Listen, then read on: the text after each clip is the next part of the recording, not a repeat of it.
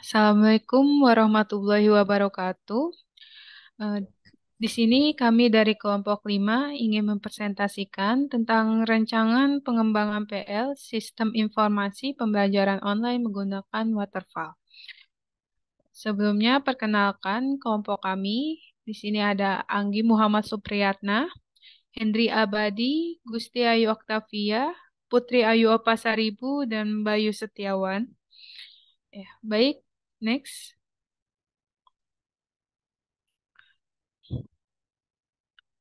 Selanjutnya di sini ada rancangan pengembangan PL Sistem Informasi Pembelajaran Online menggunakan Waterfall. Pertama, ada analisa kebutuhan perangkat lunaknya. Di sini dalam analisa perangkat ini, kebutuhan yang teranalisa bagi pengguna adalah media pembelajaran baru, belajar dalam berbagai macam fitur, e-book, dan riset online, dan forum online dengan sumber dari pembuatan aplikasi dan user lainnya. Terus kedua ada desain. Dalam perancangan desain, perangkat lunak ini terdapat rancangan untuk basis data yang tergantung pada sebuah DBMS yang spesifik yang menggunakan sebuah high level data model seperti ERD atau Entry Relationship Diagram. Ya, baik, next selanjutnya.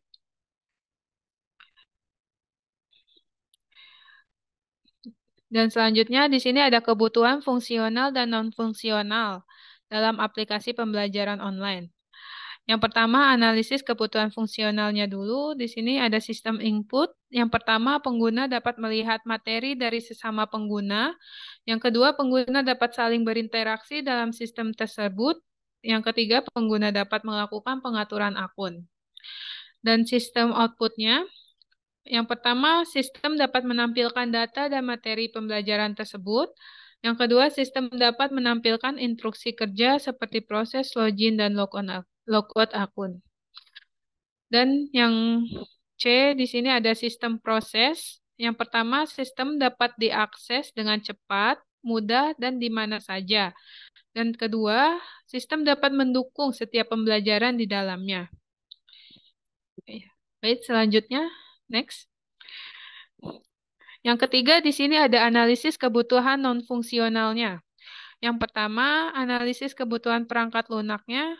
Analisis ini dibutuhkan untuk mengetahui spesifikasi minimum yang dibutuhkan untuk membangun sebuah software.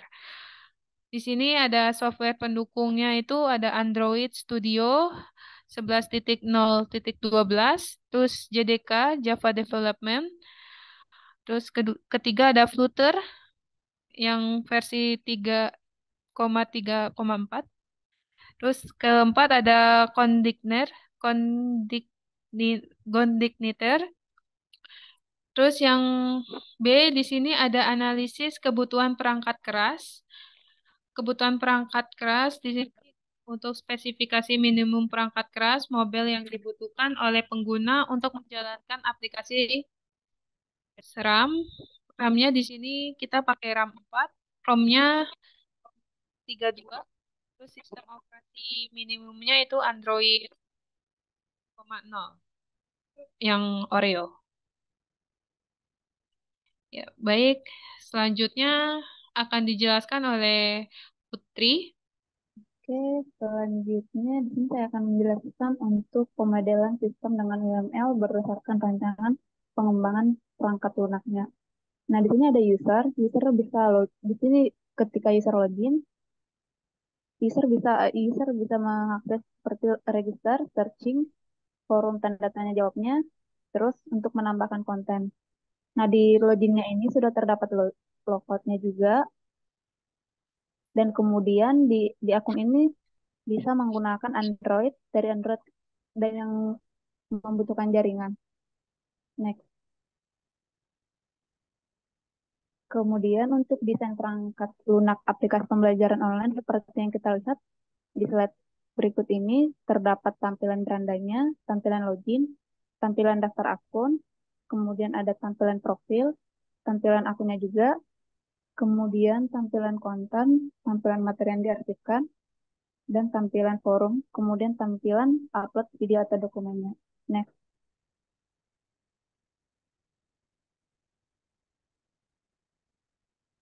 Selanjutnya kita lihat seperti di slide ini berikut untuk analisa webnya. Yang pertama itu atribut dimensi di mana terdapat yang pertama itu ada isi kontennya. Di dalam isi konten ini terdapat beberapa poinnya itu satu, diksi yang digunakan pada aplikasi ini udah baik, tidak menimbulkan banyak penafsiran terhadap fungsinya. Kedua, tampilan video saat menggunakan pengaturan penglihatan maksimal video tetap pada mode potret dan seharusnya landscape. Yang ketiga, saat menampilkan dokumen PDF-nya, dokumen tidak dapat diperbesar. Terus yang keduanya terdapat fungsi, di mana dalam fungsi ini kebijakan privasi yang tidak menjelaskan secara mendetail tentang data yang diberikan oleh user. Next.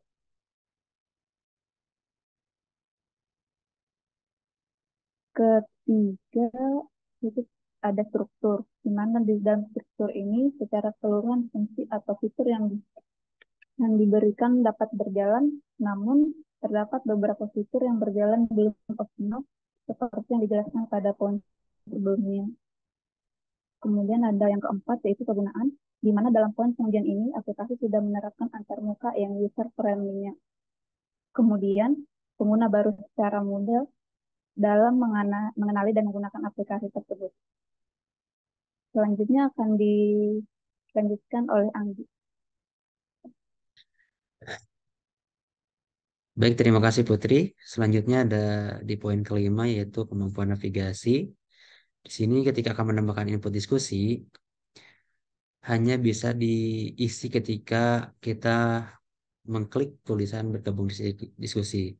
Seharusnya ketika mengklik seluruh bagiannya itu dapat dilakukan juga. Kemudian selanjutnya poin keenam yaitu kinerja dapat beroperasi dengan lancar dengan spesifikasi HP yang rendah. Kemudian poin selanjutnya di kompatibilitas. Ada dua poin. Yang pertama dapat berjalan di berbagai platform gadget dengan berbagai merek. Kemudian poin selanjutnya saat membuka file video materi, aplikasi tidak dapat memuat video dengan cepat. Ini dikarenakan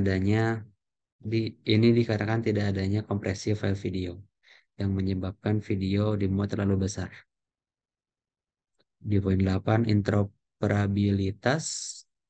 Aplikasi dapat berjalan dengan baik pada pengujian di kali ini. Kemudian di dalam segi keamanan, memiliki tingkat keamanan yang baik karena hanya dapat dilakukan login di satu perangkat saja. Hal ini tentunya dapat meminimalisir orang lain untuk menyabotase akun. Kemudian percobaan login pun dibatasi sebanyak 3 kali untuk kegagalannya. Jika 3 kali login gagal, maka loginnya akan terkunci selama 60 menit. Yang selanjutnya itu ada pengujian isi, basis data, dan antarmuka. Untuk isi, yaitu diksi yang digunakan pada aplikasi ini sudah sangat baik, jadi tidak menimbulkan banyak penafsiran terhadap fungsi-fungsinya. Kemudian tampilan video saat menggunakan pengaturan penglihatan maksimal video tidak berubah ke mode landscape. Video ini tetap berada pada mode potret. Baik, selanjutnya akan dilanjutkan oleh Hendry. Saya persilahkan. Baik, terima kasih Pak Anggi. Boleh tolong digeser ke slide selanjutnya? Oke, baik. Di sini ada slide basis data, di mana basis data yang telah kita buat seperti pada gambar di samping, yang mempunyai query sebagai pencarian materi yang sudah berfungsi dengan baik. Keyword yang dimasukkan sesuai dengan output yang diberikan. Contohnya yaitu antarmuka. UI yang diberikan pada aplikasi ini nyaman untuk digunakan. Komunikasi warna yang digunakan tidak menyebabkan adanya kesulitan membaca atau mengartikan suatu fitur. Semua tulisan dapat dibaca dengan jelas.